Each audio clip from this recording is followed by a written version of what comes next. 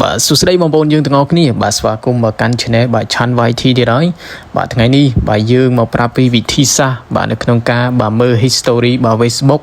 ក្រែងលោអីថ្ងៃណាមួយបាទយើងច្រឡំបាទ clear បាទវីដេអូដែលកំពុងតែល្អមើលបាទអាចចូលមើលវិញបានបាទសួស្តីបងប្អូនយើងទាំងអស់គ្នាបាទស្វាគមន៍មកកាន់វីដេអូបាទ Chan YT ទៀតហើយបាទថ្ងៃនេះបាទប្រាប់កន្លឹះក៏ដូចជាបាទក្បាច់ថ្មីបាទតាក់ទងទៅនឹងការបាទមើល Facebook ហើយបាទកំពុងតែបាទមើលសុកបាទលោតបាត់ឬក៏បាទច្រឡំដៃបាត់ឬក៏បាទច្រឡំ clear បាត់ឈឹងតែម្ដងបងប្អូនយើងអញ្ចឹងពិបាកនៅក្នុងការរកឬក៏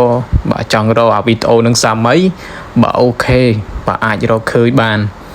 បាទឥឡូវបងប្អូនយើងតាមដានទស្សនាទាំងអស់គ្នាបាទជាដំបូងបើយើងចូលមកកាន់ account របស់យើងចឹងហើយ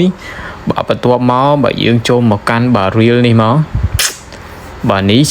បាទឥឡូវយើងចូលមកកាន់បាទ reel ហើយបាទចុចអាកន្លែងចុច3ហ្នឹងបាទមើលបាទ history មកបាទចុចចូលមកបាទមកដល់កន្លែងនេះបាទយើងនឹងឃើញបាទពាក្យថាបាទ save ក៏ដូចជាបាទ history បាទចូល history បាទនេះបាទនឹងឃើញសូបាទវីដេអូដែលយើងទស្សនាហើយបងប្អូនយើងបាទសូបែបនេះបាទមិនថាបាទ live បន្តផ្ទាល់ឬក៏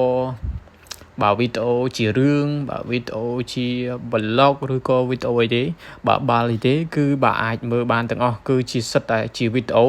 ដែលយើងបាទទស្សនាហើយអញ្ចឹងយើងអាចបាទទៅមើលបាទវីដេអូដែលយើងចង់មើលសាមីបានបាទងាយស្រួលមែនតើបងប្អូនយើងបាទបងប្អូនយើងគិតថាបាទវីដេអូនេះបាទមានប្រយោជន៍ឬក៏បាទជួយបងប្អូនបាទអាចជួយបាទ support ក៏ដូចជា